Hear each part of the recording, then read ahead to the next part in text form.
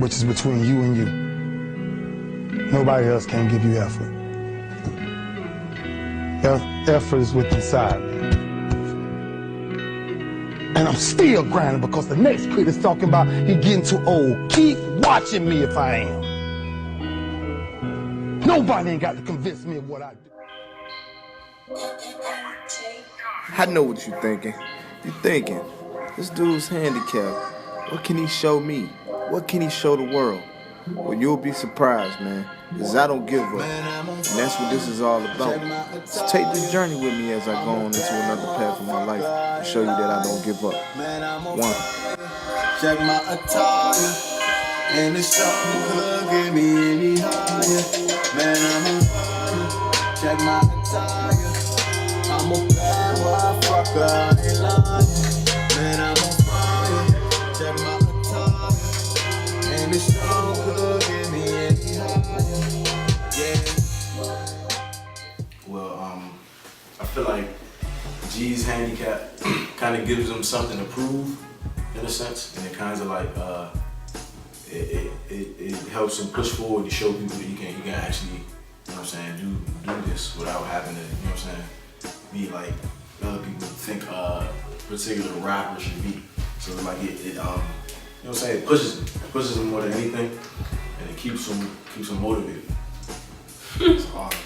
Let's hit G and handicap. The two, I mean, they pretty much, I don't even feel like G got a handicap for real. I mean, he pretty much, he stands as one of those who represent those people that do have handicaps. Matter of fact, we was talking about it not too long ago. Somebody was talking about somebody pushed one of the other guys that was handicapped here.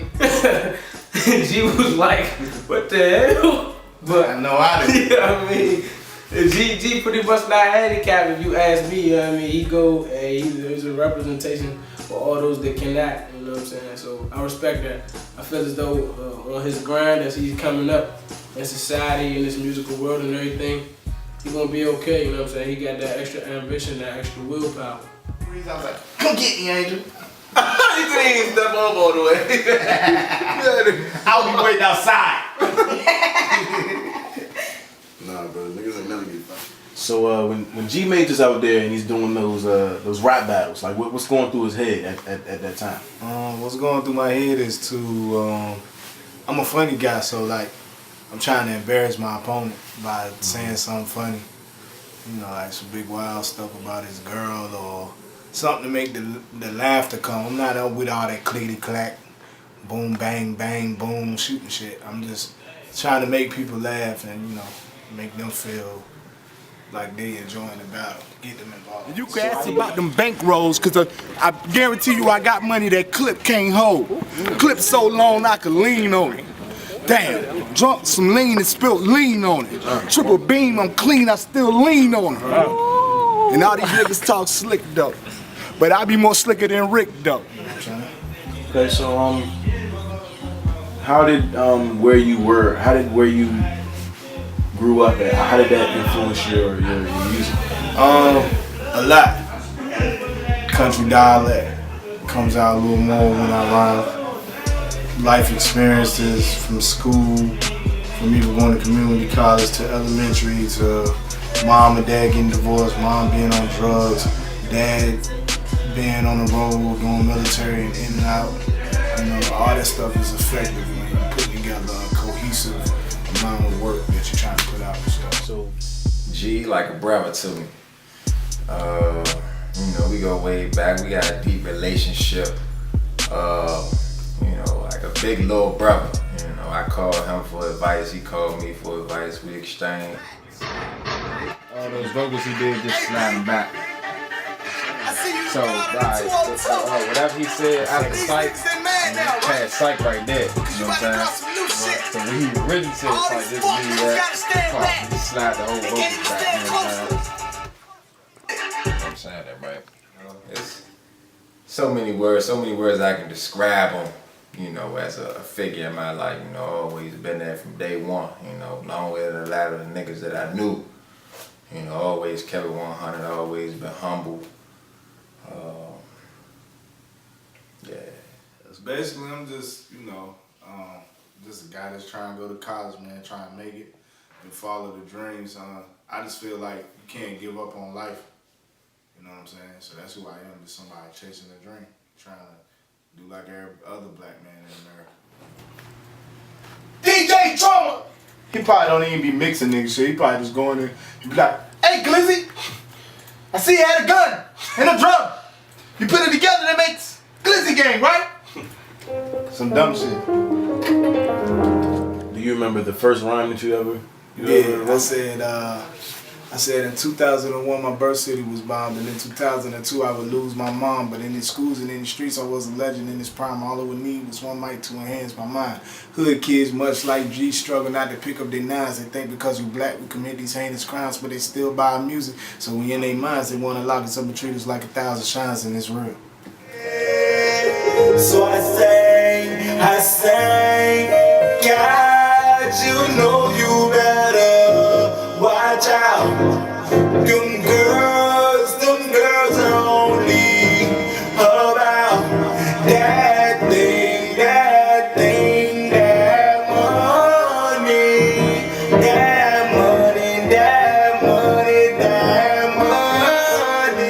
Everybody not for you. Some people just want it so they can say they helped you. Anytime you see a nigga, he go around and he filmed that he gave a homeless man some money, I don't see why you gotta film. You and Katie Bars were at the protest at Bowie State University. You guys walked on 197, and you protesting for the Mike Brown verdict, and a lot of your fellow classmates and peers or whatever were out there as well. So how was that experience? Tell me about that experience. That was song as well. We got a Mike Brown single out, man. It's I dropped it the night of the verdict, man. That verdict really had me feeling some type of way, but actually meet MK and Katie Bars went into the studio months before that to put that song together, and the verdict came out, and it was like I thought it was gonna be.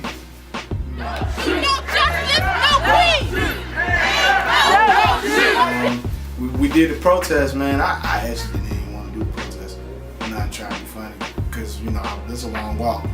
But I figure like my ancestors and my peoples that came before us, they did it, so why can't I do it? There's no use to complain. The way I feel about the Mike Brown situation, it's complicated. The Mike Brown situation is weird because we don't know enough details either way. You know what I'm saying? We know that he may have done something, but that's not important. You know what I mean? The person was killed. But then also, we can't keep fighting about people being killed by the police when we're doing it to ourselves. So, I mean, that's that in a nutshell. Wish I could get to where we was, I ain't going back. Yeah, that's what happened when a good nigga gone bad. All right. Now I can tell you that I love you, but I don't. And I can tell you that I need you, but I won't. You might not be getting on. You gotta wait until your time, right? But like that right there, I was about to quit like just last week. And that right there just made me be like, why you want to quit? Nah, cause I just get tired of it. I get tired of it.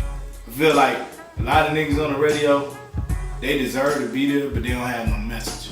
If you're not putting out a message to try to save people or help people out or make people have fun, it's too, like, radio too serious, like, rap too serious. Too many niggas talking about they toting guns and doing all this bit wild shit. They not really doing that shit. Like, a lot of niggas that say they talk about that hood shit all the time, man, they not really in the trenches in the hood every day. Like, they not. Like, they don't have to go home and go through what I go through. I would go home from school when I'm not at Bowie, I'm in a house with 9 people. You know what I'm saying? That's like almost 2 families. 9 people, I sleep on a mattress that's on the floor. Like, if you don't eat before a certain time, your ass just ain't gonna eat tonight. Somebody will get seconds. You know what I'm saying? And then I see niggas here, they be talking about, man, I be out here doing all that. I really live in that shit. Like, the hot water's gone when I wake up. I gotta get and then go to work. And then when I come from work, I gotta go to the studio. Try to keep going in my dreams. So like, that's why me and Dominic, when I put together this documentary, it makes sense. It's a lot of shit. Niggas gotta stop being fake. You got it.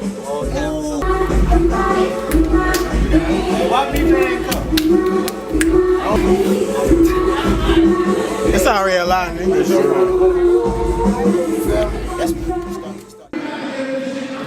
I heard that you performed at Homecoming. So how was that? How was that experience? Like, what did you? The homecoming experience was cool. I got up there with my man KD Balls. Y'all gonna see him later on in the documentary as well. But it was cool because we did a song called How High that we actually have it being played on DTLR radio. It's in 104 stores. Alongside that, it's produced by my man MK, the musical genius, man, that y'all already seen ahead of time. You know, my man Dominic, Nick Too Humble, he was filming, so it was like the whole crew was there. War Entertainment, they was there, and my homeboys, and my Loose Money crew, man, they was there. So it was like it was cool. So it was a nice day. So how did you prepare for that? Like, what did you do before the homecoming? Like, not eat. That's my biggest thing. So like, I don't eat before shows because you don't want to be up there bloated and gassy. That's a bad. You don't want to. Okay. So that's a technique that G Major uses. Okay, he doesn't eat before a show. Okay. Yeah, I don't eat for like a day before a show.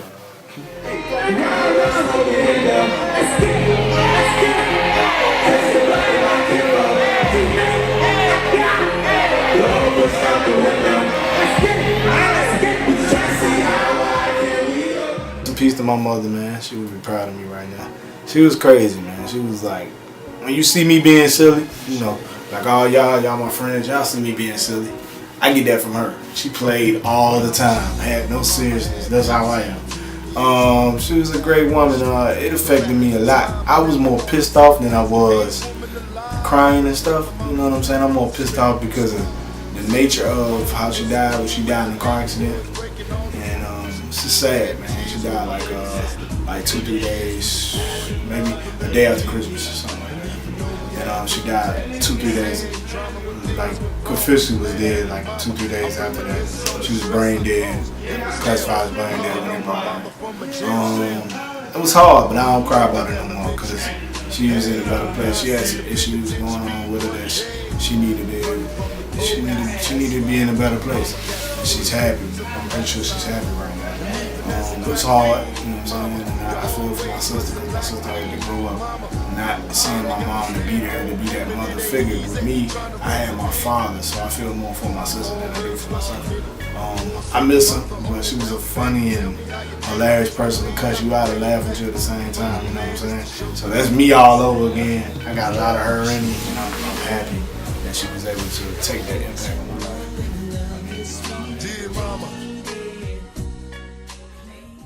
There comes a time in life when you gotta ask yourself one question. Will I let things hold me down, or will I persevere through it all? Will I constantly let people bring me down, or will I let my situation help me grow? See, this is what I'm doing the whole time. I'm thinking of all these things and laying down all these tracks and going hard as I go. This is what I'm thinking, that I can't let my situation be the reason why I fail.